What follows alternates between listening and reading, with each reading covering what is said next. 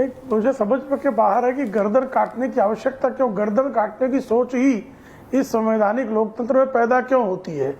ये बारंबार गर्दन ही क्यों काटना चाहते हैं। अरे हिंदुओं की गर्दनें आपने लाखों की संख्या में काटी और वो गर्दन काटने के बाद भी आज तक आपको संतोष नहीं हुआ। हिंदुस्तान को काटकर आपने बांग्लादेश पाकिस्तान बना दिया, आपको संतोष नहीं हुआ। अब बंगाल को भी बांग्लादेश बनाने पर आमादा है और हम चुपचाप बैठे रहे।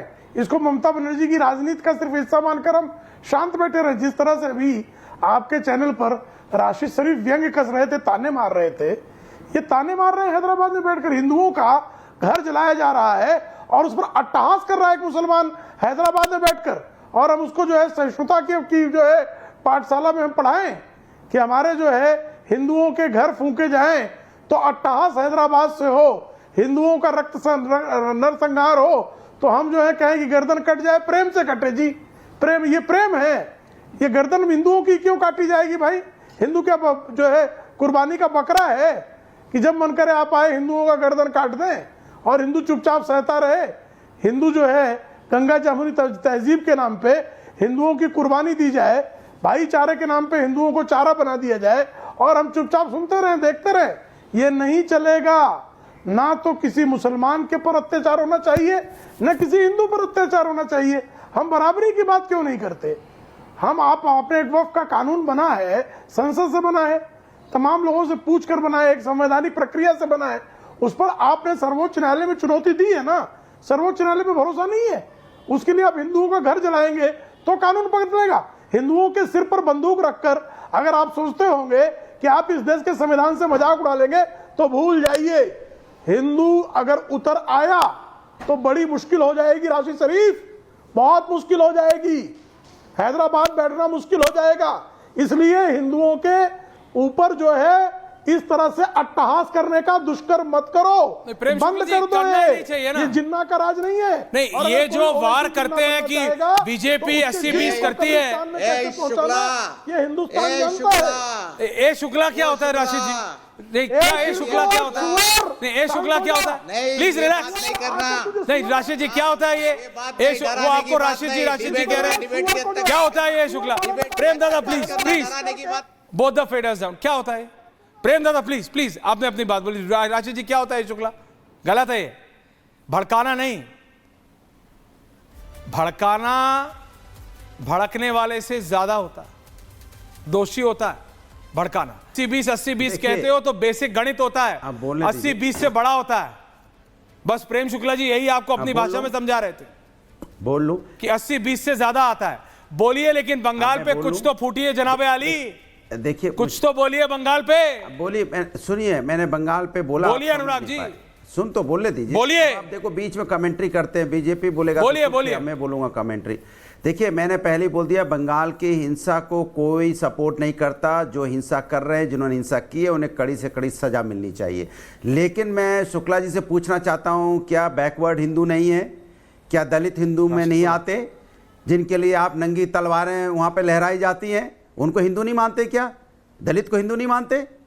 इसलिए दलितों के साथ इतने वर्षों तक अन्याय होता रहा। उनको मंदिरों में नहीं उनको मंदिरों में जाने से रोका गया। उनका छुआछूत जिस तरह से उनके साथ हुई, उनका छुआ पानी नहीं पिया गया, उनको कुएं पे नहीं आने दिया गया, उनकी मूंछ नोची गई, उनके घोड़े पे नहीं बैठने दिया गया। क्या उनको हिंदू नहीं मानते? नहीं, क्या बैकवर्ड को हिंदू नहीं मानते? करणी सेना जिस तरह से करणी सेना राम मंदिर के रशीदी जी कुछ कहना चाह रहे हैं। एवरीवन ऑन है। प्रेम जी आ रहा है। ओके अनुराग जी, रशीदी जी कुछ कहना चाह रहे हैं। रशीदी जी का बहुत इंटरेस्टिंग टेक है। हाँ बोलिए रशीदी जी, बोलिए। अगर गलती से हो जाता है, बोलिए रशीदी जी।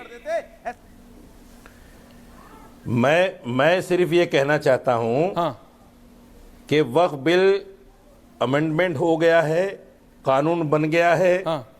सबसे पहली कार्रवाई हैदराबाद से शुरू होनी चाहिए। राशिद जी परेशान पता होना चाहिए हैदराबाद में कितनी वक्फ की जमीन है। पॉइंट टेकन राशिद जी के पास है। Okay Anurag ji, okay. और ओके, फिर राजस्थान में जांच हो। नहीं हर जगह हो ना भाई, हर जगह होनी दिल्ली में आईटीओ पर जांच हो भाई, हर जगह होनी चाहिए। मैं तो कहता हूँ हर जगह हो, जहां पर भी वक्फ की संपत्ति नाजायज है। अगर एक सिंगल लाइन कमेंट करना है तो ओके रशीद जी। प्रवेश जी अगर सिंगल लाइन कमेंट है तो मैं देता हूं सिंगल लाइन कमेंट। बिल्कुल सिंगल लाइन है, सिंगल लाइन है। ये अनुराग जी बार बार दलित दलित का विषय कह रहे हैं। वो हरगोविंद दास और चंदन दास कौन है जिनको मार दिया? हरगोविंद दास और चंदन दास वो भी दलित हैं। और अभी तक जो जितनी भी हिंदुओं की हत्याएं हुई है, आप उनको दलित के हिस्से नहीं देख रहे। वो अभी दलित समाज के लोग। देखिए मैं ये कह रहा हूं, देखिए समाज को बांटने की जितनी भी आप सबका बहुत बहुत धन्यवाद। 60-40 बिफोर आई एंड मैं सिर्फ इतना कह रहा हूं। प्रेम शुक्ल जी बहुत बहुत धन्यवाद आप सबका। अनुराग जी, रशीदी जी, वेरी वेरी इंटरेस्टिंग टेक।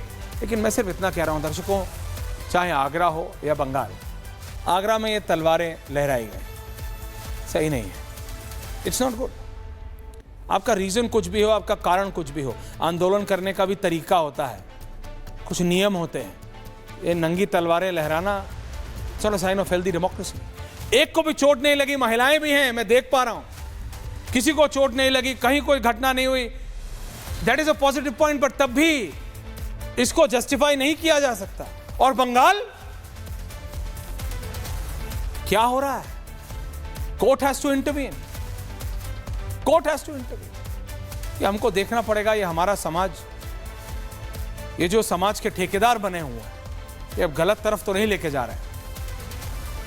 ये हम सबको देखना पड़ेगा। And then we have to reanalyse and re-elect and reselect. Bengal में लोग देख रहे हैं कि मुर्शिदाबाद में क्या होने दिया गया, होने दिया गया। High court had to intervene, court ने इंटरवीन किया साहब। नहीं तो सेंट्रल फोर्सेस कब लगती हैं? जब चीजें आउट ऑफ कंट्रोल होती है।